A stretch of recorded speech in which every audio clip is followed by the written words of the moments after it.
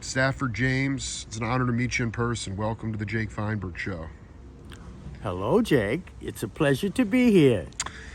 Stafford, I want you to just talk about, you just mentioned to me off air that you want to go to Egypt.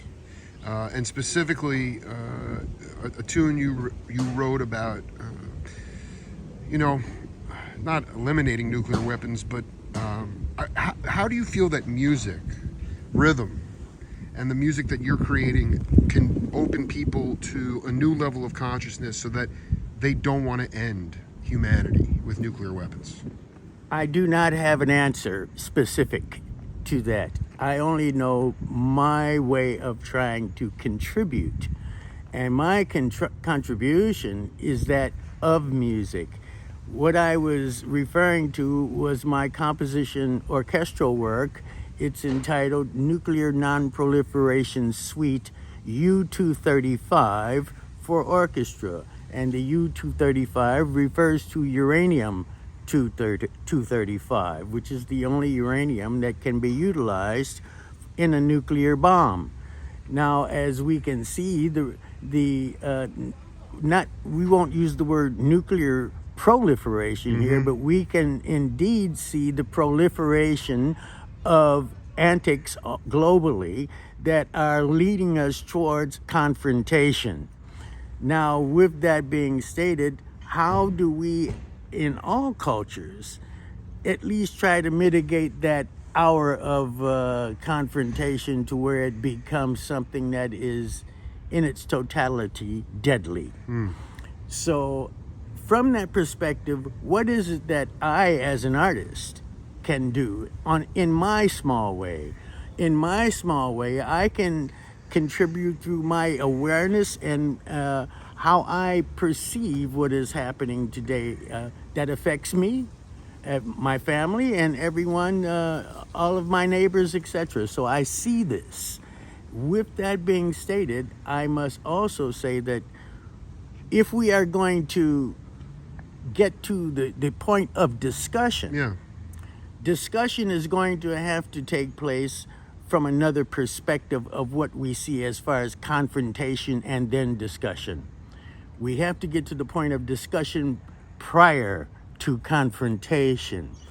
I don't want to take any sides globally. I'm only making that statement of confrontation. So when you first went under the Reagan administration, we were deep in the Cold War.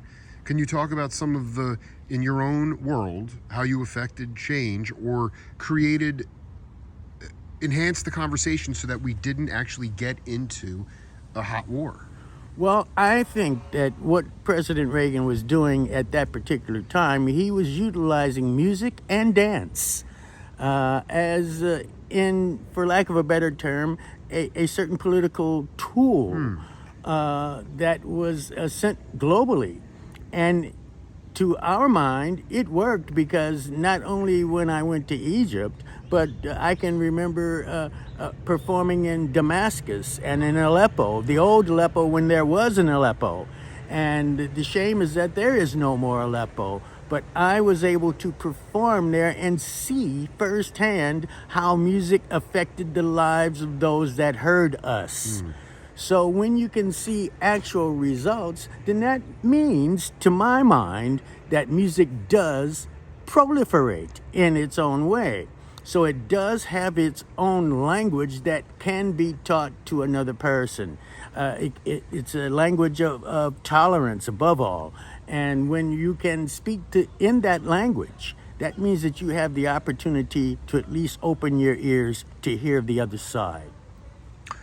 One final question for you. I just think it's important for younger cats to know that everybody comes from somewhere, and you got a call, I don't know, maybe mid to late 60s, correct me if I'm wrong, from Buster Williams. He couldn't make a gig.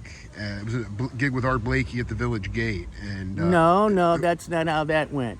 Art Blakey. The story I want to get to, no matter if I screw up the details, the bottom line is you showed up. There was no music on the bandstand, I don't think. He just said, let's do it. And then you were off to Japan with Blakey.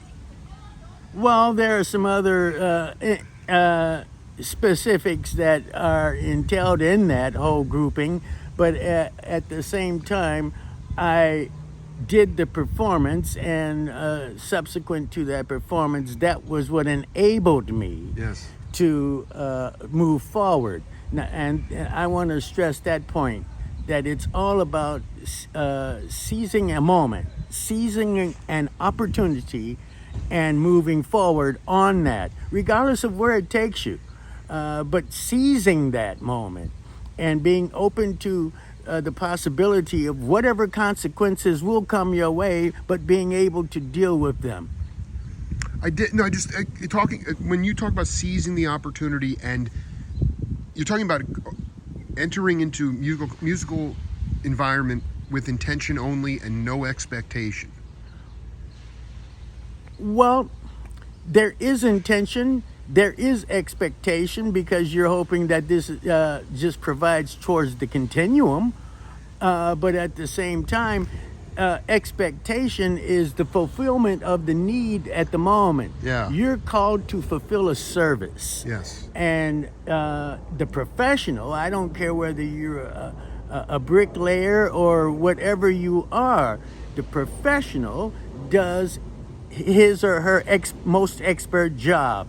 And that is what a professional musician is supposed to do. If you are called for something, you do it.